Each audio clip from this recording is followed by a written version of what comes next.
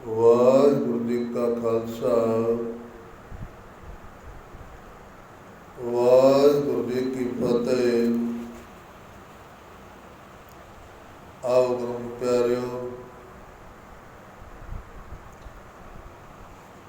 ਜੋ ਹਰ ਰੋਜ਼ ਦੀ ਤਰ੍ਹਾਂ ਤੋਂ ਚਿਰਾਂ ਤੋਂ ਚੱਲ ਰਹੀ ਲੜੀਵਾਰ ਵਿਚਾਰ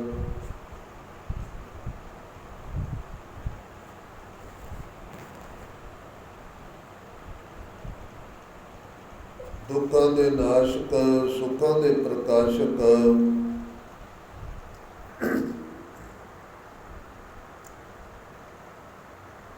ਨੀ ਮਾਣਨ ਦੇ ਮਾਣ, ਨੀ ਤਾਣਨ ਦੇ ਤਾਣ, ਨੀ ਉਲਟੀਆਂ ਦੀ ਓਟ, ਨੀ ਆਸਰਿਆਂ ਦੇ ਆਸਰੇ, ਹੱਥ ਪਲ ਦੇ ਰਾਖੇ, ਇੱਛਾ ਪੂਰਵ ਸਰਬ ਸੁਖ ਦਾਤਾ,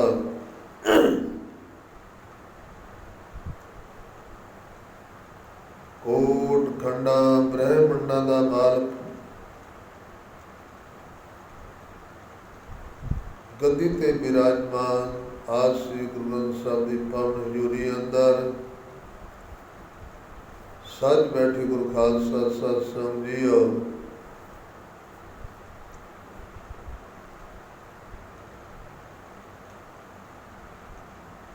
ਆਓ ਜੋ ਲੜੀਵਾਰ ਚਿਰਾਂ ਤੋਂ ਚੱਲ ਰਹੀ ਵਿਚਾਰ ਧੰਨ ਧੰਨ ਸਾਹਿਬ ਸ੍ਰੀ ਗੁਰੂ ਨਾਨਕ ਪਾਤਸ਼ਾਹ ਦੇ ਪਾਵਨ ਜੀਵਨ ਦੀਆਂ ਜੋ ਆਪਾਂ ਕਥਾ ਕਹਾਣੀਆਂ ਵਿਚਾਰਾਂ ਕਰਦੇ ਸੁਣਦੇ ਆ ਰਹੇ ਹਾਂ, ਆਓ ਅੱਜ ਵੀ ਉਸੇ ਲੜੀ ਦਾ ਹਿੱਸਾ ਬਣ ਕੇ ਆਪਾਂ ਸਤਿਗੁਰਾਂ ਦੇ ਪਾਵਨ ਜੀਵਨ ਵਿੱਚੋਂ ਕੁਝ ਕੁ ਰੱਬੀ ਗੁਣਾਂ ਨੂੰ ਗ੍ਰਹਿਣ ਕਰਨ ਦਾ ਯਤਨ ਕਰੀਏ, ਤਾਂ ਕਿ ਜਿਸ ਕਾਰਜ ਵਾਸਤੇ ਅਸੀਂ ਇਸ ਸੰਸਾਰ ਵਿੱਚ ਮਨੁੱਖਾ ਜਨਮ ਲੈ ਕੇ ਆਏ ਹਾਂ, ਉਹ ਮਨੁੱਖਾ ਜਨਮ ਸਾਡਾ ਸਫਲ ਸੰਪੂਰਨ ਹੋ ਜਾਵੇ। ਜਿਹੜੀ ਯਾਤਰਾ ਤੇ ਚੱਲੇ ਆ ਮਨੁੱਖ ਜਨਮ ਦੇ, ਮਨੁੱਖ ਜਨਮ ਪਾ ਕੇ ਜਿਸ ਯਾਤਰਾ ਤੇ ਚੱਲੇ ਆ, ਉਹ ਯਾਤਰਾ ਸਾਡੀ ਸਫਲ ਸੰਪੂਰਨ ਹੋ ਜਾਵੇ।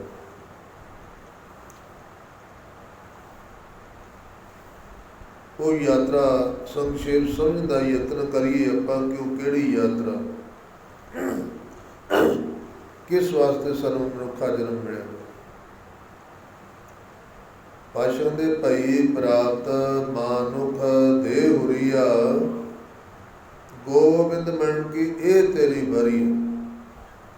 ਕਿਸ ਯਾਤਰਾ ਵਾਸਤੇ ਆਏ ਆ? ਅੱਜ ਦੇ ਨਹੀਂ, ਬਹੁਤ ਲੰਬੀ ਯਾਤਰਾ ਤੋਂ ਚੱਲਦੇ ਆ ਰਹੇ। ਗਿਣਤੀ ਤੋਂ ਬਾਹਰ ਜਨਮ ਸਾਡੇ ਇਸ ਸੰਸਾਰ ਵਿੱਚ ਹੋਏ, ਗਿਣਤੀ ਤੋਂ ਬਾਹਰ, ਜਿਹਦੀ ਆਪਾਂ ਕਈ ਵਾਰ ਵੀ ਪਹਿਲਾਂ ਵੀ ਵਿਚਾਰ ਕਰ ਚੁੱਕੇ ਹਾਂ ਕਿ ਅਨੰਤ ਕਾਲ ਤੋਂ ਜੀਵਨ ਸਾਡਾ ਜਿਹੜਾ ਸੀ ਚੱਲਦਾ ਆ ਰਿਹਾ। ਇਸ ਦੇ ਨਾਲ ਨਾਲ ਇੱਕ ਰੋਗ ਵੀ ਸਾਡੇ ਨਾਲ ਹੀ ਰਿਹਾ।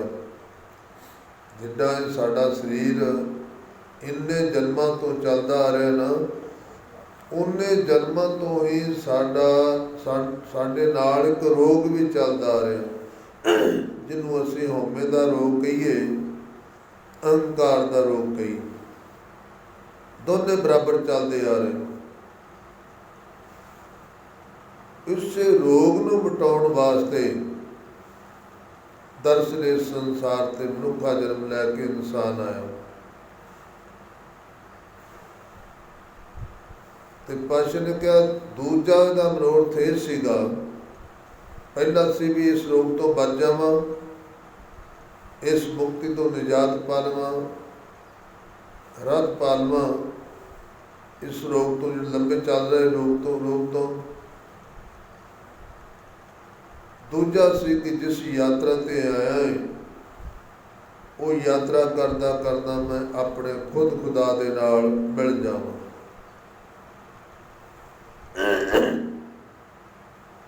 ਬਸ ਦੋ ਹੀ ਕਾਰਨ ਸੀ ਇਹਦੇ ਆਉਣ ਦੇ। ਹੁਣ ਆਪਾਂ ਇੱਕ ਛੋਟੀ ਜਿਹੀ ਵਿਚਾਰ ਕਰਕੇ ਦੇਖੀਏ ਕਿ ਅਸੀਂ ਕਦੇ ਇਸ ਗੱਲ ਨੂੰ ਸੋਚਿਆ, ਕਦੇ ਵਿਚਾਰ ਕੀਤੇ ਆਪਣੇ ਆਪ ਮਨ ਦੇ ਨਾਲ, ਲੋਕਾਂ ਦੇ ਨਾਲ ਨਹੀਂ, ਆਪਣੇ ਆਪ ਮਨ ਦੇ ਨਾਲ ਕਦੇ ਵਿਚਾਰ ਕੀਤੇ ਵੀ ਇਹ ਸਾਡਾ ਜਨਮਾਂ ਜਨਮਾਂਤਰਾਂ ਦਾ ਜਿਹੜਾ ਰੋਗ ਲੱਗਾ ਸਾਨੂੰ, ਇਸ ਰੋਗ ਤੋਂ ਅਸੀਂ ਨਿਜਾਤ ਪਾ ਲਈਏ, ਮੁਕਤੀ ਪਾ ਲਈਏ। ਸ਼ਾਇਦ ਆਪਾਂ ਕਦੇ ਇਸ ਗੱਲ ਦਾ ਵਿਚਾਰ ਨਾ ਕੀਤੀ ਹੋਵੇ। ਅਰਬਾਂ ਖਰਬਾਂ ਜੂਨੀਆਂ ਤੋਂ ਅਸੀਂ ਚੱਲਦੇ ਆ ਰਹੇ, ਕਦੇ ਕਿਸੇ ਜੂਨੀ ਵਿੱਚ, ਕਦੇ ਕਿਸੇ ਜੂਨੀ ਵਿੱਚ, ਕੀ ਇਹ ਸਦਾ ਦਾ ਦੁੱਖ ਸਹਾਰਦੇ ਰਹਾਂਗੇ? ਸ਼ਾਇਦ ਅਸੀਂ ਕਦੇ ਨਾ ਦੋਨਾਂ ਗੱਲਾਂ ਦੇ ਵਿਚਾਰ ਨਹੀਂ ਕੀਤੇ। ਸਭ ਤੋਂ ਪਹਿਲਾਂ ਤਾਂ ਪਿਆਰੋ ਸਾਡੇ ਵਿਚਾਰ ਇਹ ਕਰਨ ਵਾਲੇ ਸੀ ਕਿ ਜਿਹੜਾ ਸਾਨੂੰ ਜਨਮਾਂ ਜਨਮੰਤਰਾਂ ਦਾ ਬਹੁਤ ਲੰਬਾ ਪੁਰਾਣਾ ਰੋਗ ਲੱਗਿਆ ਹੈ, ਉਹਦਾ ਇਲਾਜ ਕੀਤਾ ਜਾਵੇ। ਉਹਦਾ ਇਲਾਜ ਕਰਨ ਵਾਸਤੇ ਤੇ ਪਿਆਰੀ ਕੋਈ ਵੈਦ ਆ, ਮੇਰਾ ਵੈਦ ਗੁਰੂ ਗੋਬਿੰਦਾ।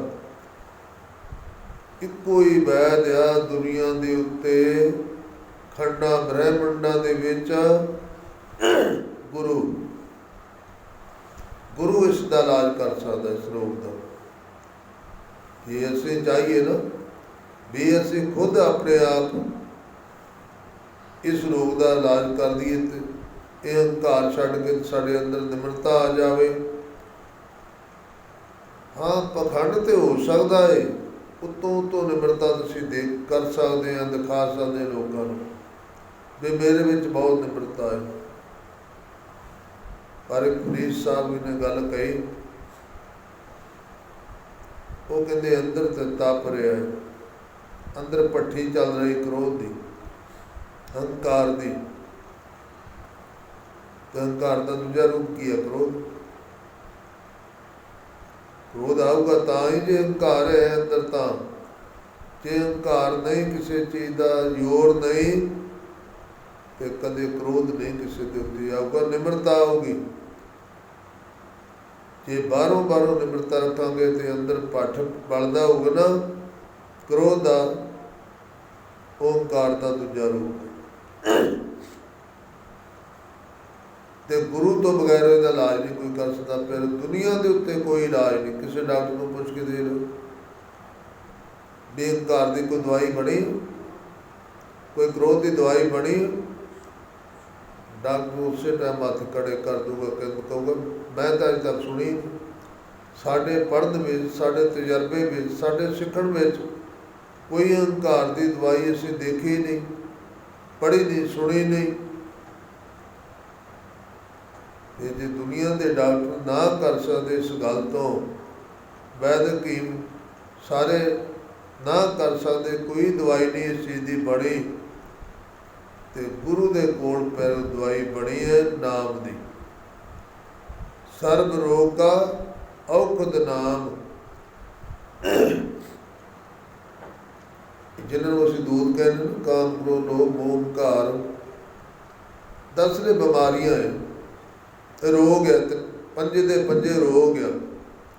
ਇਹਨਾਂ ਰੋਗਾਂ ਨਾਲ ਗ੍ਰਸਿਆ ਤਾਂ ਹੀ ਪਾਸ਼ਾ ਨੇ ਕਹਿੰਦਾ ਕਿਆ ਸਭ ਔਖਦ, ਸਰਬ ਰੋਗ ਕਾ ਔਖਦ ਨਾਮ। ਸਾਰਿਆਂ ਰੋਗਾਂ ਦਾ ਇੱਕੋ ਹੀ ਨਾਮ, ਰੱਬ ਦੇ ਨਾਮ ਦੀ ਦਵਾਈ ਮਿਲਦੀ ਆ, ਉਹ ਗੁਰੂ ਦੇ ਕੋਲ। ਹੁਣ ਧੰਨ ਸਾਹਿਬ ਸ੍ਰੀ ਗੁਰੂ ਨਾਨਕ ਪਾਤਸ਼ਾਹ ਜੀ ਮਹਾਰਾਜ ਜਦੋਂ ਸੱਚਖੰਡ ਦੀ ਯਾਤਰਾ ਕਰਕੇ ਵਾਪਸ ਆ ਰਹੇ ਨਾ, ਤੇ ਸੁਮੇਰ ਪਰਬਤ ਤੋਂ ਹੀ ਲੰਘ ਕੇ ਗਏ, ਤੇ ਸੁਮੇਰ ਪਰਬਤ ਰਾਹੀਂ ਆਉਣਾ ਸੀ।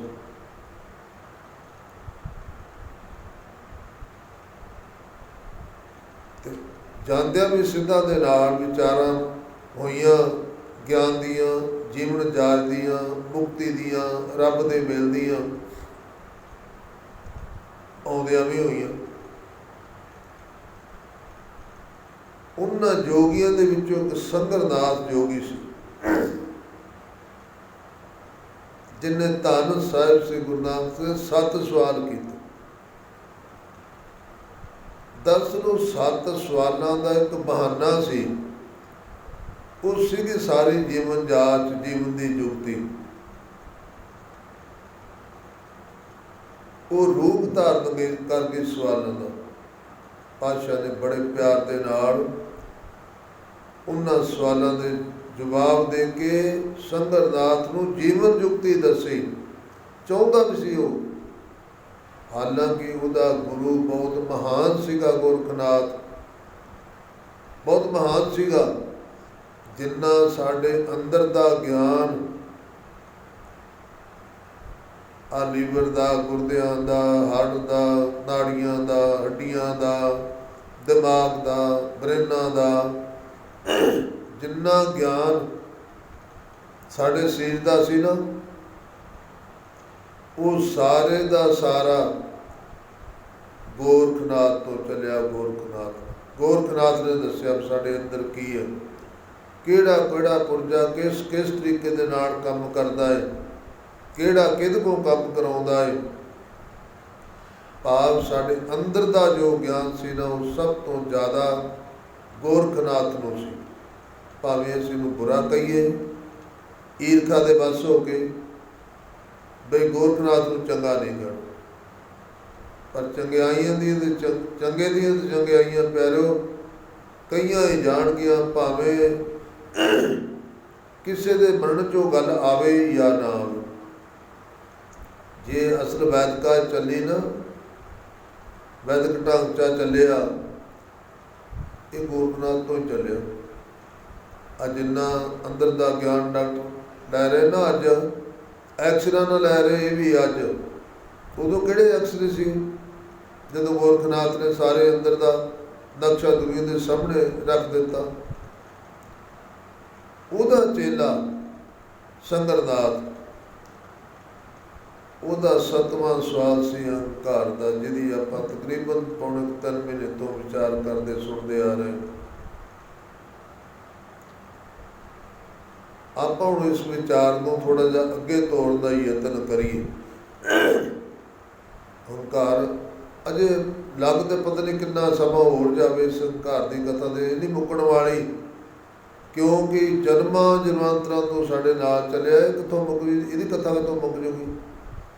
इहदी कथा दे कई जन्म करते रहिए ना अहंकार की कथा, तो कई जन्म अहंकार की कथा नहीं की जा सकती। क्यों कि अज का थोड़ा साडे पिछे लगा है। अनंत काल जिन्हों गुरबाणी विच पातशाह ने कहता, अरबद नरबद धुंधुकारा, अरबद नरबद क्या ही नहीं जा सकता, बंदा कथन कर ही नहीं सकता। कोई ना कोई दस सकिया सारा कदों का चलिया, तो कदों का मनुख का जन्म चलता आया, कदे किसे जूनी विच, कदे किसे जूनी विच। जूनियां जरूर बदलता रहा है, जूनियां बदलता रहा, देह बदलता रहा, करोड़ां बार अरबां बार मनुख बनया, करोड़ां अरबां बार कुत्ता बिल्ला शेर हाथी सब टूहा बनया है। पता नहीं किहड़े किहड़े जन्म गुरबाणी ने दसे सानू भी इन्हां जन्मां दे विचों होंदा होया मनुखा जन्म मिलिया। तो जे असीं थोड़ी जी विचार कर लीए भी ये तो असीं भी बच जाइए, तो प्यारे विचार तो बाहर तो होंदी नहीं, कितने विचार तो अपने मन ना करने पओगे। अपने विचार मन दे नाल जो विचार करांगे भी किन्ने क जन्म भोगते रहांगे। जिद्दां सदने कसाई ते बकरे वाली आपां गल सुनते करते आ रहे हैं। बकरे ने कहा भी आपां किन्ने क जन्म इस तरह चलते आवांगे, कदे तू मैनू मारिया, कदे मैं तेनू मारिया, किन्ने क जन्म अपनी खेड़ चलूगी, तो किन्नियां क जन्मां तो चलती आ रही। जदों आत्मा दे तक विचारे पहुंची, विचार सदने ने कीते, हथ विचों छुरी छुट गई, हाथ विचों छुरी छुट गई। बस उस ਛੁਰੀ ਨਹੀਂ, ਉਹ ਹੰਕਾਰ ਛੁੱਟਾ ਸੀ ਉਹਦੇ ਹੱਥ ਵਿੱਚੋਂ। ਇਹੋ ਹੀ ਹੰਕਾਰ ਉਹਦੇ ਹੱਥ ਵਿੱਚ ਜਿਉਂ ਹੀ ਛੁੱਟਿਆ ਤੇ ਭਗਤਾਂ ਵਿੱਚ ਦਰਜ ਹੋ ਗਿਆ। ਤੇ ਗੁਰੂ ਗ੍ਰੰਥ ਸਾਹਿਬ ਸੇ ਗੁਰੂ ਗ੍ਰੰਥ ਸਾਹਿਬ ਦੀ ਬਾਣੀ ਗੁਰੂ ਸਾਹਿਬ ਨੇ ਦਰਜ ਕਰ ਦਿੱਤੀ। ਤੇ ਜੇ ਸਾਡੇ ਅੰਦਰ ਕਿਤੇ ਇਸ ਤਰ੍ਹਾਂ ਦੇ ਵਿਚਾਰ ਆ ਜਾਵੇ ਕਿ ਸਾਡਾ ਭਲਾ ਨਹੀਂ ਹੋ ਸਕਦਾ, ਸਾਡਾ ਵੀ ਭਲਾ ਹੋ ਸਕਦਾ। ਜਦੋਂ ਸੰਗਤ ਨਾਥ ਦੀ ਤਸੱਲੀ ਹੋ ਗਈ, ਧੰਨ ਸਾਹਿਬ ਸ੍ਰੀ ਗੁਰੂ ਨਾਨਕ ਪਾਤਸ਼ਾਹ ਨੇ ਉਹਨੂੰ ਜੀਵਨ ਦੀ ਜਾਚ ਸਮਝਾਤੀ, ਰੱਬੀ ਗਿਆਨ ਦੇ ਦਿੱਤਾ, ਰੱਬੀ ਗੁਣ ਬਖਸ਼ ਕਰ ਦਿੱਤੇ।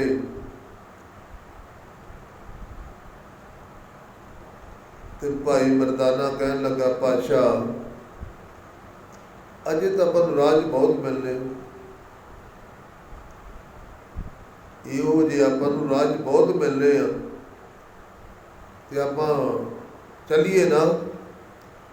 ਧੰਨ ਸਾਹਿਬ ਸ੍ਰੀ ਗੁਰੂ ਨਾਨਕ ਕਹਿਣ ਲੱਗੇ, ਮਰਦਾਨਿਆਂ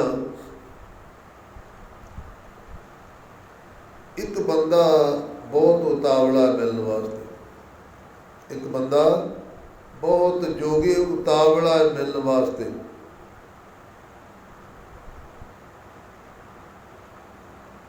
ਤੇ ਗੋਰਖਨਾਥ ਦਾ ਉਹ ਖਾਸ ਚੇਲਾ ਹੈ, ਰਿਧੀਆਂ ਸਿੱਧੀਆਂ ਦਾ ਮਾਲਕ ਹੈ। ਤੇ ਰਿਧੀਆਂ ਸਿੱਧੀਆਂ ਭਗਤੀ ਤੋਂ ਆਉਂਦੀਆਂ ਨਾ, ਉੱਦਾਂ ਤਾਂ ਰਿਧੀਆਂ ਸਿੱਧੀਆਂ ਆਉਂਦੀਆਂ ਨਹੀਂ। ਭਗਤੀ ਕਰਕੇ ਬਹੁਤ ਰਿਧੀਆਂ ਸਿੱਧੀਆਂ ਪ੍ਰਾਪਤ ਹੋਈਆਂ ਹੈ ਮੰਗਲਨਾਥ ਜੋਗੀ। ਆਪਾਂ ਉਹਨਾਂ ਨੂੰ ਮਿਲ ਕੇ ਫਿਰ ਅੱਗੇ ਚੱਲਾਂਗੇ। ਉਸ ਜਗ੍ਹਾ ਤੋਂ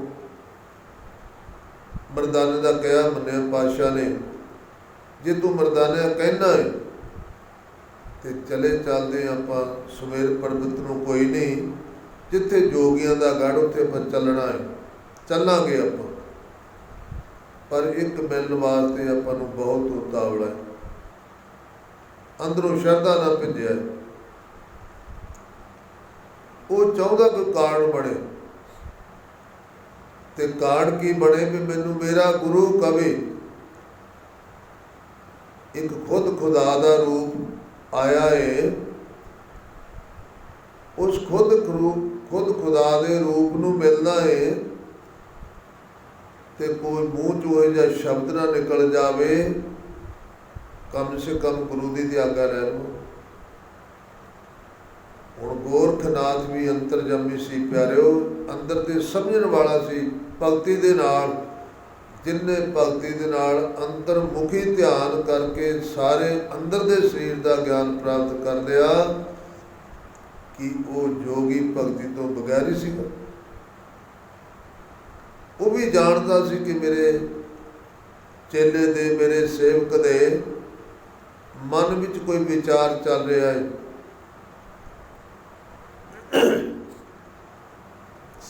ਮੰਗਲਨਾਥ ਨੂੰ ਬੁਲਾਇਆ। ਮੰਗਲਨਾਥ ਜਾਵੇਗਾ ਤਪੇ ਦੇ ਕੋਲ, ਨਾਨਕ ਤਪੇ ਦੇ ਕੋਲ ਜਾਵੇਗਾ। ਕਹਿੰਦਾ ਜੀ ਹੁਕਮ ਕਰੋ,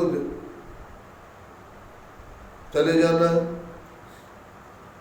ਕਹਿੰਦਾ ਇਸ ਤਰ੍ਹਾਂ ਕਰੇ, ਪਤਾ ਗੋਰਖਨਾਥ ਨੂੰ ਵੀ ਸੀ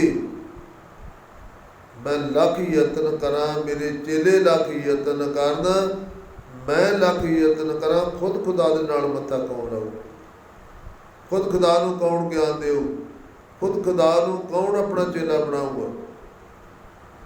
ਜਾਣਦਾ ਸੀ ਗੁਰੂ। ਜਿੰਨੀ ਵੀ ਸਿੱਧ ਗੋਸ਼ਟ ਵਿੱਚ ਗੁਰਬਾਣੀ ਆਈ, ਜਾਂ ਇੱਦਾਂ ਕਹਿ ਲਈ ਕਿ ਜਿੰਨੀ ਕੁ ਵਿਚਾਰ ਹੋਈ, ਉਹ ਸਾਰੇ ਵਿਚਾਰ ਵਿੱਚ ਅਖੀਰ ਜਾ ਕੇ ਗੋਰਖਨਾਥ ਹਾਰਦਾ ਹੀ ਰਿਹਾ। ਕਿਉਂ? ਕਿ ਖੁਦ ਖੁਦਾ ਸੀ, ਇਸ ਕਰਕੇ ਹਾਰਦਾ ਰਿਹਾ। ਪੁੱਛਿਆ ਮੰਗਲਨਾਥ ਨੇ, ਕਹਿਣ ਲੱਗੇ ਮਹਾਰਾਜ ਜੇ ਤੁਸੀਂ ਹੁਕਮ ਦਿਓ ਤਾਂ ਮੈਂ ਚਲੇ ਜਾਣਾ। ਗੋਰਖਨਾਥ ਕਹਿਣ ਲੱਗਾ ਇਸ ਤਰੀਕੇ ਦੇ ਨਾਲ ਜਾ ਕਿ ਉਹ ਚੇਲਾ ਬਣਾ ਕੇ ਲਿਆ, ਉਹਨੂੰ ਆਪਣੀ ਈਨ ਮੰਨ ਕੇ ਆਵੇ। ਆਪਣੇ ਯੋਗ ਮਤ ਵਿੱਚ ਆਵਿਓ, ਆਪਣੇ ਪੰਥ ਵਿੱਚ ਆਵਿਓ। ਉਹਨੂੰ ਸਮਝਾ ਬੁਝਾ ਕੇ ਕੰਨ ਵਿੱਚ ਮੁੰਦਰਾ ਪਾ ਦਿਓ, ਝੋਲੀ ਦੇ ਦਿਓ, ਚਿਮਟਾ ਦੇ ਦਿਓ, ਜਿੱਦਾਂ ਅੱਜ ਸਾਡੇ ਕਰਦੇ ਨਾ ਸਿੱਖ। ਜਿਹੜਾ ਸਿੱਖ ਆਪਣੇ ਕਕਾਰ ਲੈ ਕੇ ਅੰਮ੍ਰਿਤ ਨਹੀਂ ਨਾ ਛਕ ਸਕਦਾ ਪਿਆਰਿਓ, ਉਹ ਕਦੇ ਸਿੱਖੀ ਨਿਭਾ ਵੀ ਨਹੀਂ ਸਕਦਾ। ਅੱਜ ਸਾਡੀ ਸ਼੍ਰੋਮਣੀ ਦਾ ਜ਼ੋਰ ਲੱਗਾ ਹੈ ਵੀ ਕਕਾਰ ਮੁਕਤ ਦੇਵਾਂਗੇ ਤੁਹਾਨੂੰ। ਸਾਡੀ ਸ਼੍ਰੋਮਣੀ ਦਾ ਵੀ ਜ਼ੋਰ ਲੱਗਾ, ਸ਼੍ਰੋਮਣੀ ਕਮੇਟੀ ਦਾ, ਵੀ ਤੁਹਾਨੂੰ ਕਕਾਰ ਜਿਹੜੇ ਆ ਨਾ, ਆ ਕਿਰਪਾਨ ਗਾਤਰਾ ਕੰਘਾ ਕੜਾ, ਇਹ ਮੁਕਤ ਦੇਵਾਂਗੇ। ਸ਼੍ਰੋਮਣੀ ਕਮੇਟੀ ਦੇ ਪਿੱਛੇ ਲਾ ਕੇ ਜਿੰਨੀਆਂ ਜਥੇਬੰਦੀਆਂ ਅੰਮ੍ਰਿਤ ਛਕਾਉਣ ਲੱਗ ਗਈਆਂ, ਉਹ ਸਾਰੇ ਕਹਿਣਗੇ ਤੁਸੀਂ ਅੰਮ੍ਰਿਤ ਛਕ ਲਓ ਬਸ। ਆ ਜਿਹੜੇ ਸ਼ਸਤਰ ਆ ਨਾ, ਕੰਘਾ ਕਿਰਪਾਨ ਕਛਹਿਰਾ ਜੋ ਕੁਝ ਹੈ, ਇਹ ਪੰਜੇ ਕਕਾਰ ਅਸੀਂ ਫ੍ਰੀ ਦੇਵਾਂਗੇ। ਯਾਰ ਜਿਹੜੀ ਚੀਜ਼ ਫ੍ਰੀ ਦੀ ਆਵੇ ਉਹਦੀ ਕੌਣ ਕਦਰ ਕਰੂਗਾ? ਜਿਹੜੀ ਚੀਜ਼ ਫ੍ਰੀ ਦੀ ਮਿਲੇ ਕਦੀ ਉਹਦੀ ਕੋਈ ਕਦਰ ਨਹੀਂ ਕਰਦਾ। ਜਦੋਂ ਬੰਦੇ ਨੂੰ ਪਤਾ ਹੁੰਦਾ ਹੈ ਕਿ ਮੈਂ ਸਖਤ ਕਮਾਈ, ਖੂਨ ਪਸੀਨੇ ਦੀ ਕਮਾਈ ਕਰਕੇ, ਮੁਸ਼ੱਕਤ ਘਾਲ ਕੇ ਇਹ ਪੈਸਾ ਕਮਾਇਆ ਹੈ, ਇੱਕ ਤੇ ਇੱਕ ਪੈਸਾ ਨਜਾਇਜ਼ ਨਾ ਲੱਗ ਜਾਵੇ। ਸਾਡਾ ਬੱਚਾ ਬਹੁਤ ਪਿਆਰਾ ਹੁੰਦਾ ਸਾਨੂੰ, ਸਾਡਾ ਬੱਚਾ ਬਹੁਤ ਪਿਆਰਾ ਹੁੰਦਾ ਸਾਨੂੰ। ਕਦੇ ਉਹ 10 ਰੁਪਏ ਦਾ ਨੁਕਸਾਨ ਕਰ ਦੇਵੇ ਜਾਂ ਖਾਣ ਖਰਚ ਵਿੱਚ 10 ਰੁਪਏ ਵਾਧੂ ਖਰਚ ਕਰ ਆਵੇ, ਅਸੀਂ ਉਹਨੂੰ ਇਕੱਲਾ ਤਾੜਨਾ ਨਹੀਂ ਕਰਦੇ, ਉਹਨੂੰ ਮਾਰਨ ਤੱਕ ਵੀ ਜਾਂਦੇ। ਮੈਨੂੰ ਕੁੱਟੀਏ, ਅੱਗੇ ਤੋਂ ਬੰਦਾ ਬਣ ਜਾਵੇ, ਅੱਗੇ ਤੋਂ ਸੁਧਰ ਜਾਵੇ। ਵੀ ਇੰਨੀ ਸਖਤ ਕਮਾਈ, ਖੂਨ ਪਸੀਨੇ ਦੀ ਕਮਾਈ ਜਿਹੜੀ ਹੈ, ਇਹ ਬਰਬਾਦ ਨਾ ਹੋਵੇ। ਇਹ ਪਹਿਲਾਂ ਵੀ ਇਸ ਤਰ੍ਹਾਂ ਚੱਲਦਾ ਸੀਗਾ, ਪਹਿਲੇ ਯੁੱਗਾਂ ਵੀ ਚੱਲਦਾ ਆਇਆ, ਅੱਜ ਵੀ ਚੱਲਦਾ। ਆਪਣੀ ਪਾਰਟੀ ਵਧਾਉਣੀ, ਆਪਣੀ ਜਥੇਬੰਦੀ ਵਧਾਉਣੀ, ਆਪਣੀ ਗਿਣਤੀ ਜ਼ਿਆਦਾ ਕਰਨੀ। ਗੋਰਖਨਾਥ ਕਹਿੰਦਾ ਉਹਨੂੰ ਕਿੰਤਾ ਝੋਲੀ, ਚਿਮਟਾ, ਮੁੰਦਰਾ ਸਭ ਕੁਝ ਫ੍ਰੀ ਦੇ ਦਿਓ, ਬਈ ਕੋਈ ਪੈਸਾ ਪਾਏ ਵੀ ਤੂੰ ਪਾ ਲਾ ਬਸ।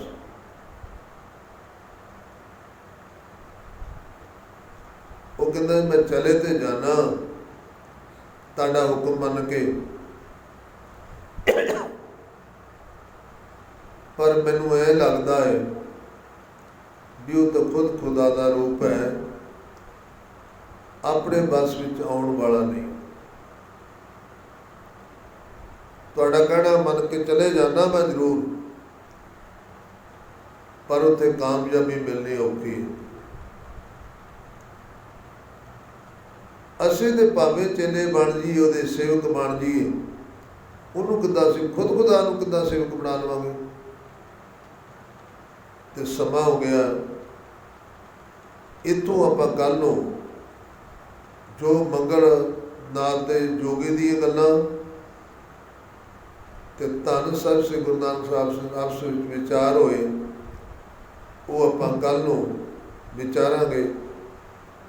ਇੰਨੇ ਵਿਚਾਰ ਪ੍ਰਵਾਨ ਕਰਦੇ, ਹੋਈਆਂ ਭੁੱਲਾਂ ਦੀ ਖਿਮਾ ਬਖਸ਼ ਕਰਦੇ, ਮਾਫੀ ਬਖਸ਼ ਕਰਦੇ। ਆਓ ਹੁਣ ਆਪਾਂ ਪਿੰਡ ਦੇ ਭਲੇ ਵਾਸਤੇ, ਨਗਰ ਖੇੜੇ ਦੀ ਸੁਖ ਸ਼ਾਂਤੀ ਵਾਸਤੇ ਸਤਿਗੁਰਾਂ ਦੇ ਚਰਨਾਂ ਵਿੱਚ ਅਰਦਾਸ ਬੇਨਤੀ ਕਰੀਏ। ਵਾਹਿਗੁਰੂ ਜੀ ਕਾ ਖਾਲਸਾ, ਵਾਹਿਗੁਰੂ ਜੀ ਕੀ